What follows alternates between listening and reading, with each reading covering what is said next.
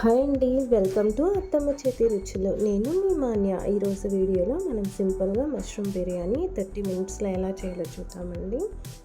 దీనికోసం కుక్కర్ తీసుకొని అందులోకి హోల్ స్పైసెస్, బిర్యానీ ఆకు, ఇంకా ఆనియన్స్ అనేది వేసి బ్రౌన్ కలర్ వచ్చేంత వరకు మనం బాగా ఫ్రై చేసుకొని 2 టమాటో స్లైసెస్గా కట్ చేసి వేసి అది కానీ ఆయిల్లో మనకి బాగా ఫ్రై అయ్యేలాగా ఫ్రై చేసుకోవాలండి.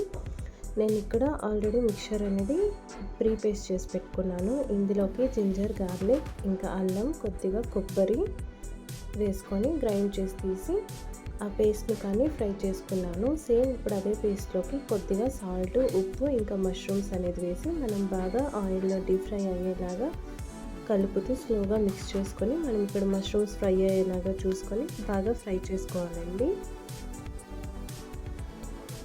చూడండి, సెంటర్లో మనం లో ఫ్లేమ్లో పెట్టి ఇలా ఫ్రై చేసుకున్నట్లయితే మసాలా అనేది అడుగంటకుండా బాగా బాయిల్ అవుతుంది. ఇప్పుడు నేను ఇక్కడ ఎంత బియ్యం తీసుకుంటున్నానో అంతకు 1 to డబుల్ వాటర్ అనేది యాడ్ చేసుకుంటానండి.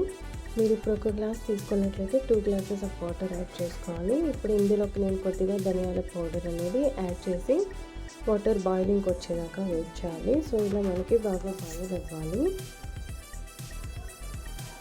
ఇప్పుడు బాయిలింగ్కి వచ్చే టైంలో మనం కస్తూరి మేతి అనేది ఒక 2 స్పూన్స్ వేసుకున్నట్లయితే ఫ్రాగ్రెన్స్ అనేది చాలా బాగుంటుంది మష్రూమ్ బిర్యానీకి. సో అది కానీ వేసి మంచిగా బాయిలింగ్కి వచ్చేదాకా మనం వెయిట్ చేసుకుందామండి. సో ఇలా వాటర్ బాయిలింగ్కి వచ్చిన తర్వాత రైస్ వేసి